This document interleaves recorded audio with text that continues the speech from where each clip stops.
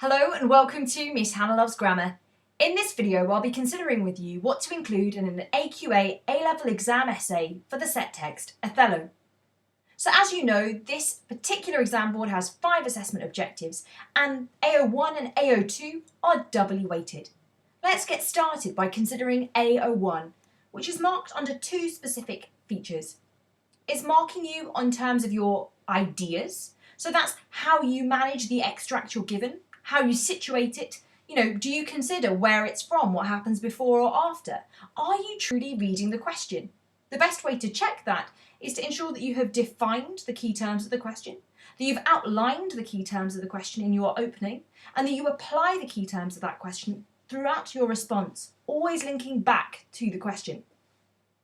The secondary feature and function of AO1 is actually about your clarity. So for example, you're not just marked on your ideas and your logical argument, you're marked on whether you are accurate with your spelling, that you've not missed out words, that your response is fluent and cohesive. That means there are links between your paragraphs.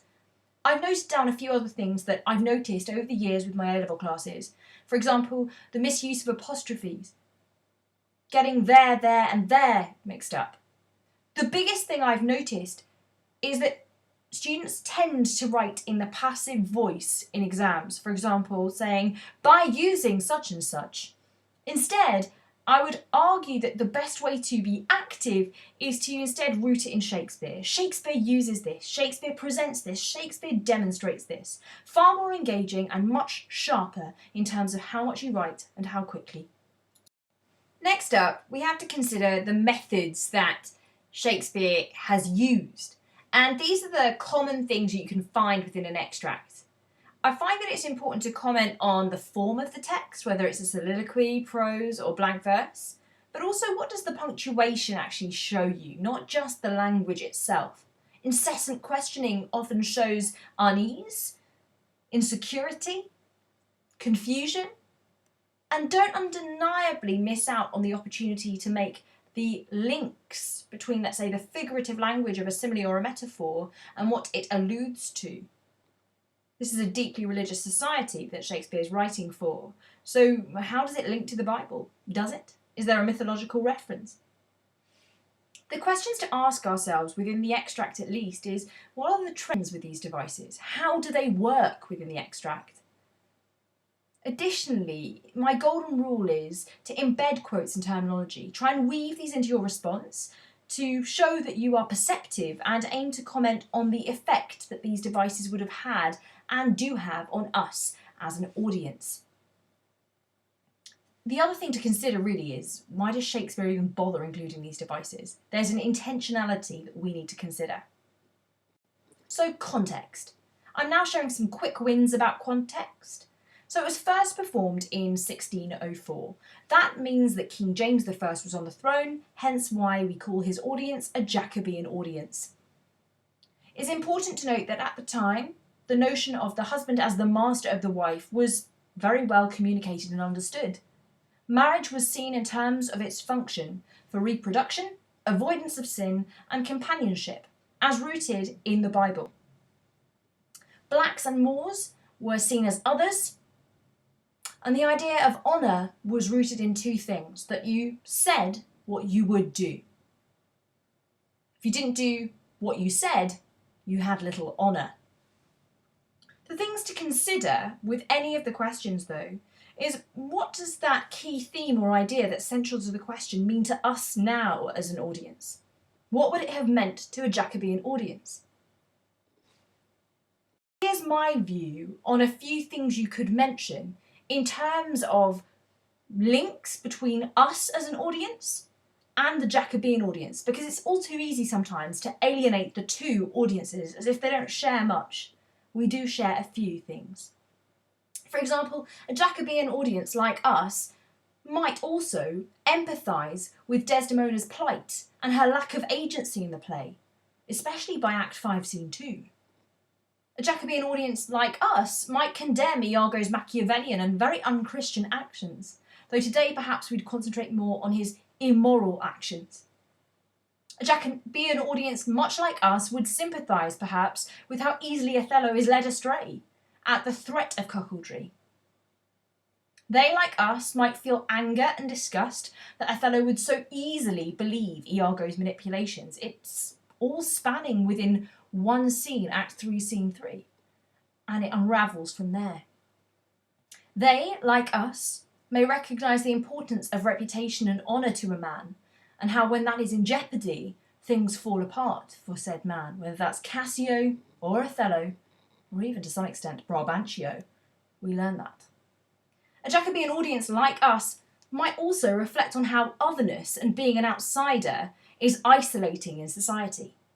Here we have things that demonstrate for us the parallels between us as audiences and show similarity, which can be really helpful when we're bringing in context, so we don't sound clunky about us and them. So next up our focus is AO4.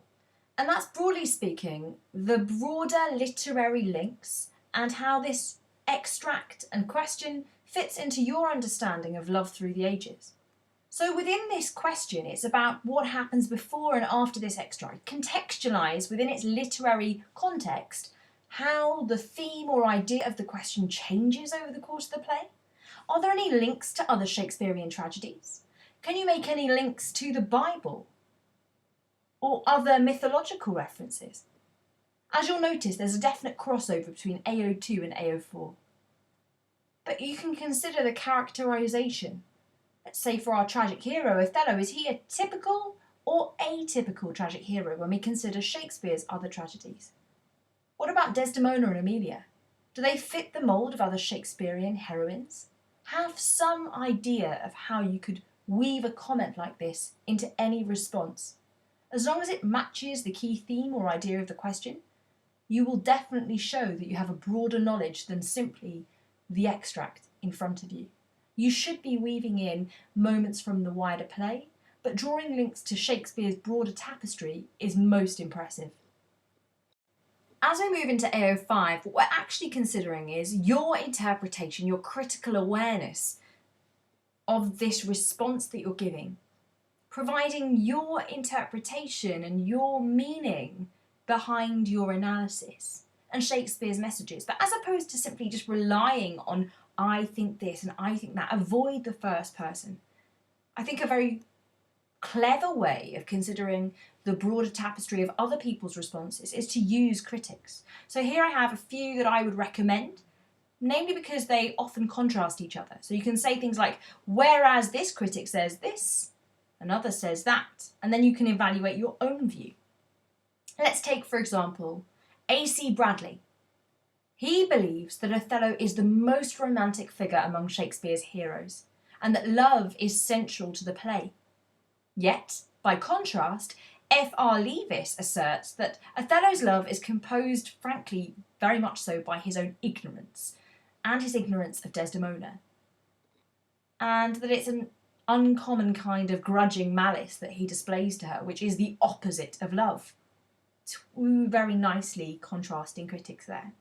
Whereas French concentrates on Desdemona, stating that Desdemona accepts her culture's dictum, that she must be obedient to males, whereas Jardine disagrees. She asserts that Desdemona is too knowing, too independent, and frankly should accept the consequences of being those two things. Yet for Tannenhouse, Desdemona's smothering is an example of the silencing of the female political voice. It's not just an action, it has a symbolic consequence. And Lumba, she concentrates on how women and black characters are others. These are things to consider, but also it's important to consider what Shakespeare might have intended to do. It's also important to consider what Shakespeare might have sought to do. Perhaps he was commenting on the importance of public male bonds over romantic relationships within the private sphere.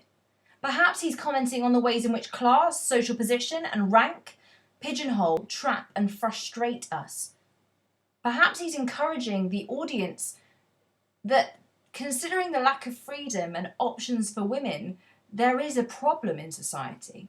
Perhaps he's highlighting how easily rumour and gossip can become out of control. Perhaps he's prompting his audience to reflect on what society really considers as key when they define reputation. Perhaps the focus is to demonstrate the dangers of obsession and fixation and what it does to a person when they choose to obsess about the small details or how they're perceived. And finally, perhaps Shakespeare is depicting for us a recognition of our culpability as an audience, really, in our own issues, and the power that we have to change those things.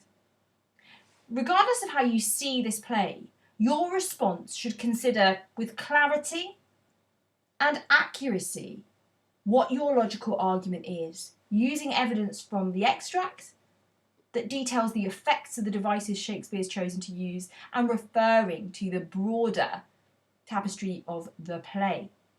Reflecting on the key context of the time, if possible, drawing parallels between us and them, being the Jacobean audience, making literary links to love through the ages, and most importantly, never losing sight of your own critical voice.